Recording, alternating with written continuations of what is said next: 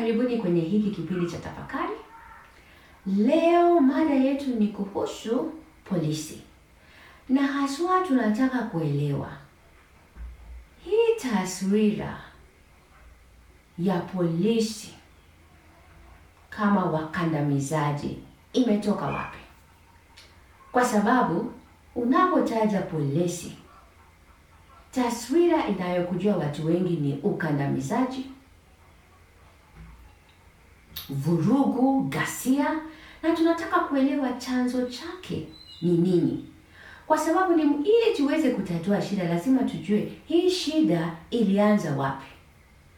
Na ili tuweze kufanya hivyo, tunaendelea na usomaji wetu wa kitabu cha Frantz Fanon kiitwacho Viumbe Waliolaaniwa. Lakini mwanzo kabisa tuelewe Frantz Fanon alikuwa nani? Fanon alikuwa mwanafalsafa wa kisiasa na pia alikuwa daktari wa magonjwa ya kiakili. Alizaliwa Martinique iliyokuwa koloni ya Ufaransa mwaka wa 1925. Baada ya hapo alienda kufanya masomo yake kule Ufaransa. Kutoka hapo alielekea Algeria ambapo alifanya kazi katika idara ya magonjwa ya kiakili. Mwishowe akajiunga na wapigania uhuru wa Algeria. Alifariki mwaka wa 1961 kutokana na saratani ya damu. Kwa hiyo katika hiki kitabu chake cha Viumbe Waliolaaniwa anasema hivi kwenye ukurasa wa 3. Anasema dunia ya kikoloni ni dunia iliyogawanywa katika sehemu mbili. Mstari unaozitenganisha, yani mipaka yake, inatambulishwa na kambi za askari jeshi pamoja na vituo vya polisi.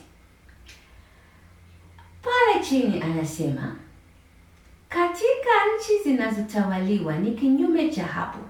Askari polisi na askari jeshi kila wakati huwa wamemganda mwenyeji wakimshauri kwa liwato za bunduki na mabomu ya dawa zinazounguza mwili asifanye fyoko. Ni dhahiri kabisa hapa kwamba lugha wanayozungumza wawakilishi wa serikali hiyo ni lugha ya mabavu tupu. Kwa hiyo hapa tunaona ya kwamba anazungumzia kikosi cha polisi na pia anazungumzia askari jeshi. Na anasema ukitaka kujua tofauti ya kati ya mlowezi na waliotawaliwa, wanatenganishwa na kikosi cha polisi na pia askari jeshi. Na huo wakati alisema ya kwamba askari jeshi na vile vile kikosi cha polisi kazi yao ilikuwa kulinda mkoloni.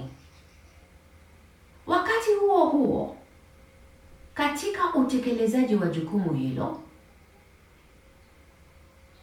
utekelezaji huo ulimaanisha kwamba waliotawaliwa walikipitia. Kwa sababu hapa anasema ya kwamba polisi wanatumia ghasia, wanatumia vurugu, na anasema ya kwamba lugha yao ni ya mabavu tupu. Anataja bunduki, anataja mabomu. Kwa hivyo sasa hapo tunaanza kuelewa hii shida ilianza wapi, na ilianza katika wakati huo wa ukoloni. Kwa sababu majukumu ya polisi yalimaanisha ya kwamba walikuwa wanalinda mlowezi ama mkoloni, na utekelezaji wa jukumu hilo ulimaanisha nini? Ulimaanisha ya kwamba mabavu, ghasia, vurugu zote zilihusika. Na ghasia na vurugu zilielekezwa wapi? Kwa waliotawaliwa. Ndio maana anazungumzia bunduki, anazungumzia mabomu. Hasa shida ilitoka hapo ambapo tulipopata uhuru. Ndio tulipata uhuru, lakini tuliendelea na mifumo ya mkoloni. Na kwa kuwa hatukufanya mabadiliko hapo, ilimaanisha ya kwamba kikosi cha polisi kiliendelea na dhana hiyo. Na ndio maana hata leo unapata ya kwamba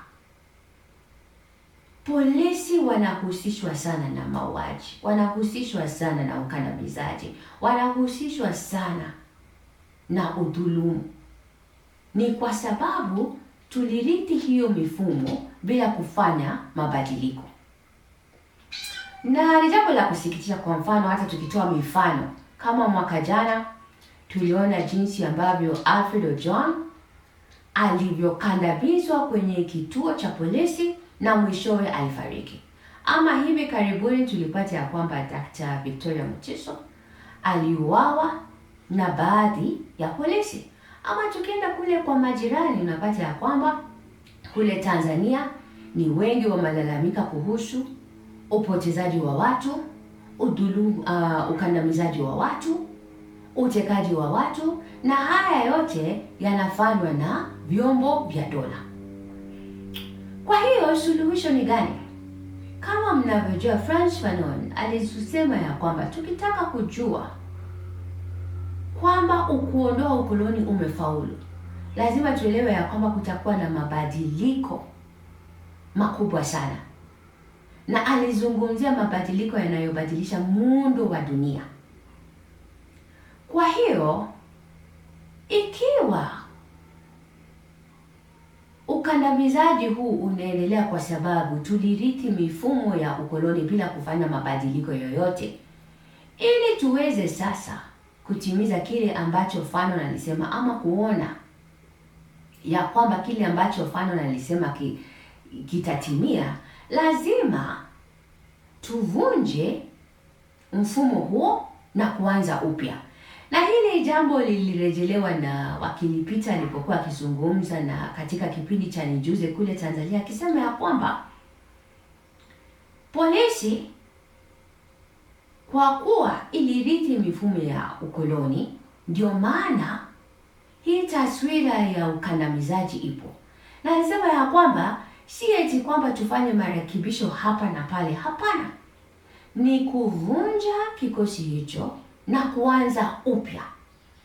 Na ni sasa tukiamua kuanza upya, ni sisi wenyewe kujadiliana wenyewe kwa wenyewe, ni maadili yapi yanayofaa kuzingatiwa katika utekelezaji wa kazi za polisi. Na hivyo basi tukianza upya, tunaweza kuamua ni maadili gani, ni taratibu gani, ili sasa tuweze kumaliza safari hii ya kuondoa ukoloni. Ni hayo tu kwa sasa, hadi wiki ijayo. Mshinde salama, kwaherini.